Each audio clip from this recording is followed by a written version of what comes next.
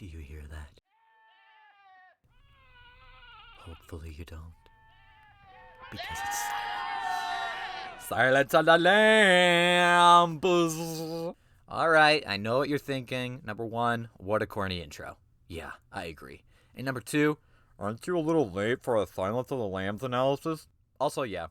But in case you've been locked up in solitary confinement at a mental hospital the last 35 years and you somehow have access to this YouTube video, The Silence of the Lambs was a book published in 1988 by Thomas Harris and made into a film by Jonathan Demme in 1991 about Clarice Starling, an FBI trainee tasked to help with a serial killer investigation by interviewing the imprisoned, cannibalistic psychiatrist Dr. Phil. You're ugly. You're disgusting. I'm going to kill you. Give me $200.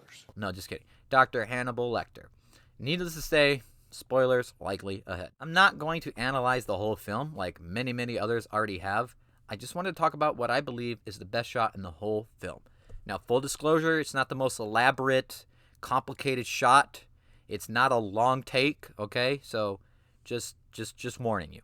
But first, it's important to discuss the primary technique used throughout the film, close-ups. The close-up is perhaps the most utilized technique to communicate what characters are feeling, whether it be joy, rage, sorrow, you name it. It's frequently also used as such to manipulate audiences into feeling that emotion too, empathizing. If we can see it, we can feel it, and the easiest way to see it is to zoom up on in there. The Silence of the Lambs uses the close-up quite a bit throughout its runtime. So much so, when my dad and I rewatched this a couple years ago, my dad even verbally noted, "There's sure a lot of close-ups in this movie." It was probably noticeable to him because the film just doesn't use them for obvious emotional cluing and hinting, whatever. It also uses it for other things, mainly Starling's discomfort. All the closeness during scenes including her feature men looking right at the camera. Jack Crawford, Dr. Chilton, Hannibal Lecter, and Buffalo Bill. The close-ups of her, on the other hand, she is not looking right into the camera. This is to show us she is uncomfortable with eye contact, since she's one of the very few women in a largely male-dominated environment. She knows it, they know it, and so the camera makes us know it. The secondary way close-ups are used in Silence of the Lambs includes a shot I want to make this video about. oh, there's one more thing, sir. Because we have to talk about the context of the shot first. The scene in which I believe is the best shot in the whole film happens during Starling and Lecter's last meeting. But it's impossible to talk about without talking about the meeting they had before. Starling shows up to his cell with a deal from the FBI that if he cooperates with the investigation by assisting in creating a profile of who Buffalo Bill could be, they'll transfer him to an island where he can walk on the beach and stuff and have a great view of the great outdoors. He's intrigued by the idea, and since he is, or was, a psychiatrist, I mean, he's in jail, but whatever. He's also intrigued by Starling. He'll give her info if she gives him info about herself.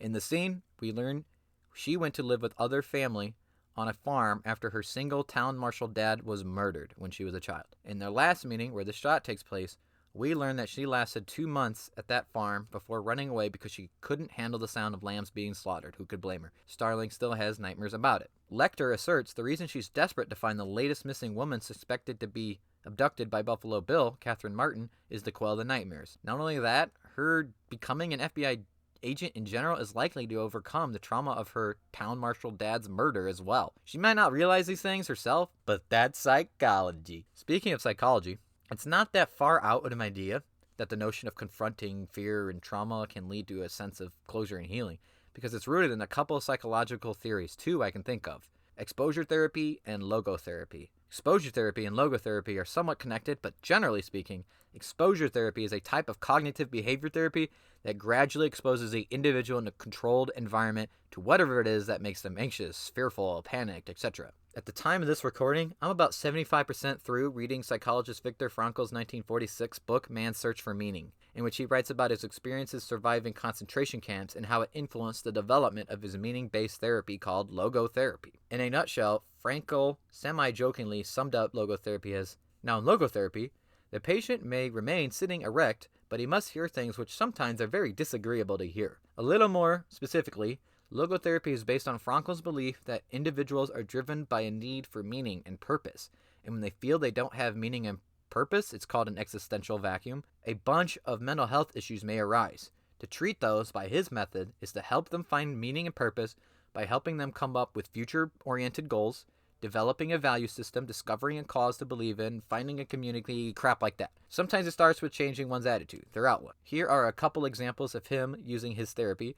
I'll cite some lighter ones because I don't want to make this video about a serial killer and a cannibal any heavier than it needs to be. One, there was an elderly patient he had who must have been a doctor who was depressed about his wife's passing. Here's the exchange. What would have happened, doctor, if you had died first and your wife would have to survive you? Oh, for her this would have been terrible. You see, doctor, such a suffering has been spared her, and it was you who spared her this suffering. To be sure, at the price that now you have to survive and mourn her. Frankel says the man said nothing else, but only shook his hand calmly. He had another patient, a young physician, that struggled with fear of perspiring. Frankel advised the next time he felt like he was going to sweat to make a joke about it. The patient came back and said anytime somebody triggered this anxiety, he would say, I only sweated a quart before, but now I'm going to pour at least 10 quarts. By doing this, his 4-year phobia dissipated permanently within a week. Again, these are the less dark, less deep, less complex examples, but I think they make the point I'm trying to make. The idea of Starling subconsciously believing becoming an FBI agent and finding Catherine Martin could make her conquer her trauma is not founded on nothing.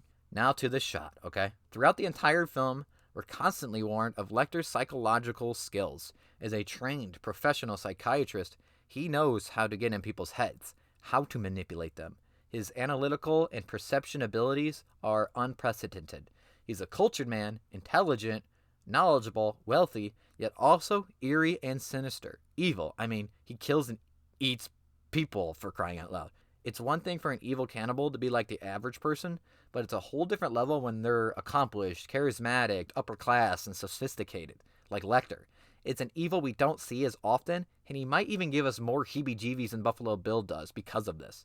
At least for me. Admittedly, I've done zero research on any analysis or behind-the-scenes info of this film, so I don't actually know when the shot I want to say is the best actually begins.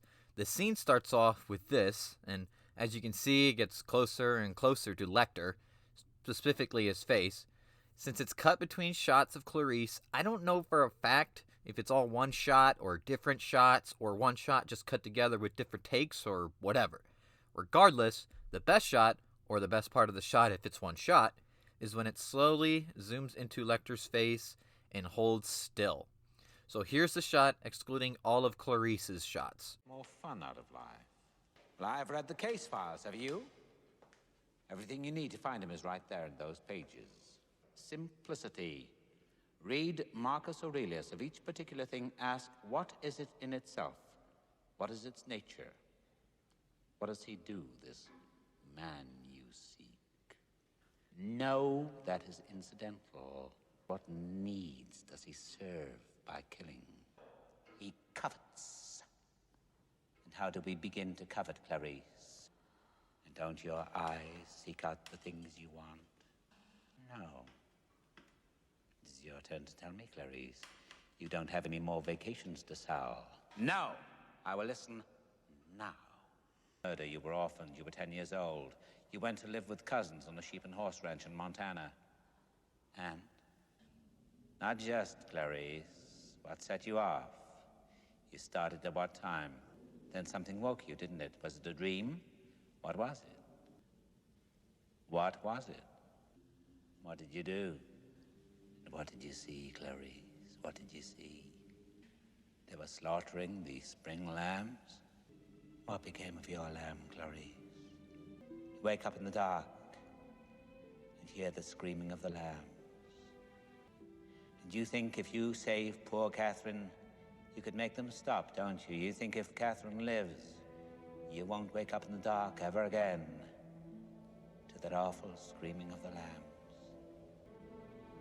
Thank you, Clarice. Thank you. The reason this is the best shot is because it sums up everything you need to know about Lecter in just one single close-up. Not just that he's intimidating, not just that he's menacing and vile, but that his power is his mind. The way he lowers his head with that devious look is like he's wielding a weapon. It feels physically heavy. We can feel physical pressure onto us. We're confronted, like Starling, with the force and the mystery of its power. We start to feel him in our minds just watching. It's claustrophobic. It's trapping us. How the shot zooms in is like Lecter using his mind as a tractor beam. Technically, however, where his mind is located is out of frame, but that's part of the magic of the shot. It makes us think about his mind. In a way, the eyes are a window to the brain, and those eyes say everything about his mind. Also, never mind, the scene is actually Lecter helping Clarice find courage to see her mission through. It doesn't negate the fact that his mind is evil, has been used for evil, and will continue to be used for evil.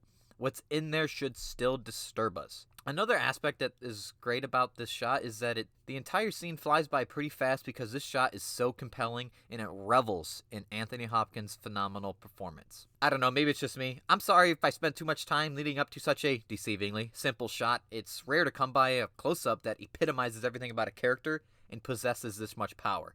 Definitely, in my opinion, one of the best close-up shots of all time and the best shot in the film. If you like this video, you know what to do. But more importantly, if you disagree, what do you think the best shot is in The Silence of the Lambs if it's not this one? Thanks for watching, and thanks for watching.